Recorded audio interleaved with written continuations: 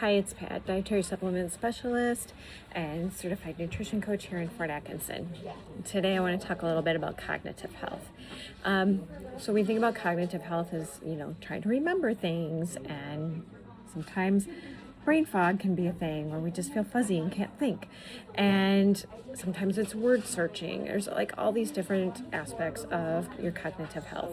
And there's a lot of different things that can go into your cognitive health. There's exercise, there's diet, there's exercising your brain, challenging your body. All of those things have an effect on your cognitive health.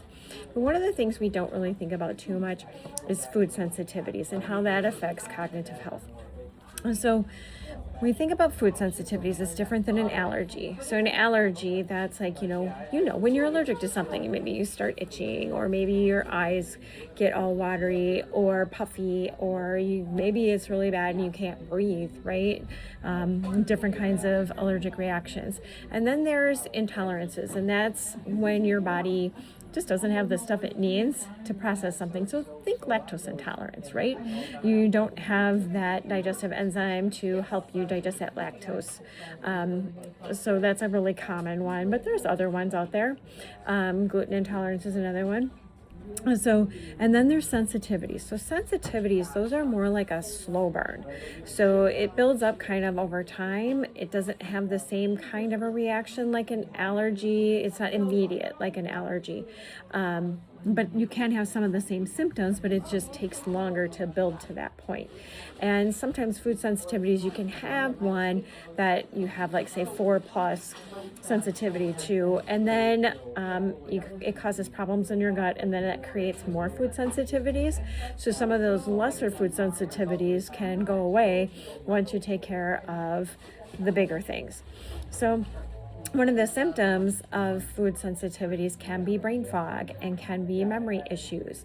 So when we think about, most of the time we think about, again, the skin issues, or maybe we think of bloating or gas or problems going to the bathroom or going to the bathroom too much.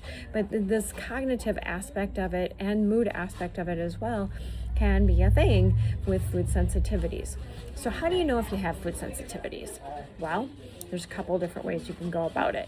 So you can do an elimination diet. So elimination diet, you cut out highly inflammatory foods for like 30 days, and then you slowly start to add things back in and see how you do.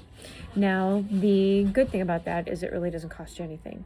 The bad thing about it, or the hard thing about it, is that you really have to be good about tracking what you eat.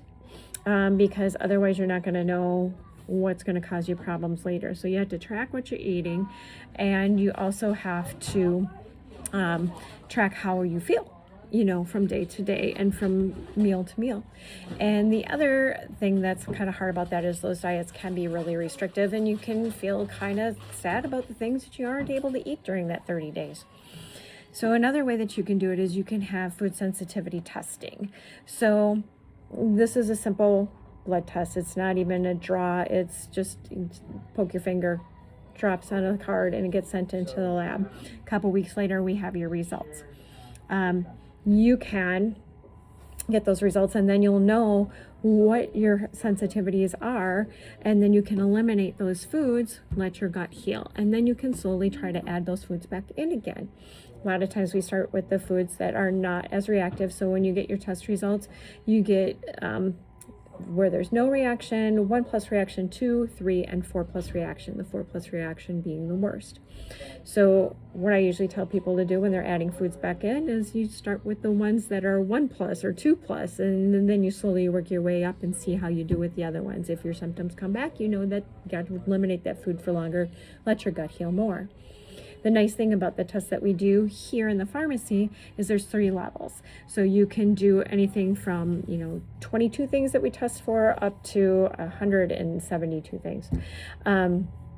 So there's that. Plus, it also will tell us other markers of leaky gut. So if you have systemic candida, if you have LPS elevated, if you have elevated zonulin or occludin. So those are all indicators that you have some gut dysbiosis, and we can help you with a protocol to help heal that, so that is all part of it. And then we sit down with you, we give you a consult, we have follow-ups with you, we kind of help you every step of the way through that process. So that's another way to find out if you have food sensitivities. Whichever way you decide to do it, if you're struggling with some brain fog or you're starting to walk around going, where the heck did I leave my coffee? And you find it, in the refrigerator, maybe you might be having some sensitivity issues. It happens to the best of us. Of course, we could just be multitasking as well and just not paying really good attention. Anyway, if you have more questions about food sensitivities, you can stop into the pharmacy, ask to talk to me or one of the pharmacists. Any of the staff will be able to help you out to give you a little bit more information. You can also give us a call. We'll be happy to walk you through the whole process. We can set up an appointment for you if you'd like. But do kind of address those things, especially if you're worried about your cognitive health and you think that there could be some underlying sensitivity issues. You just feel so much better.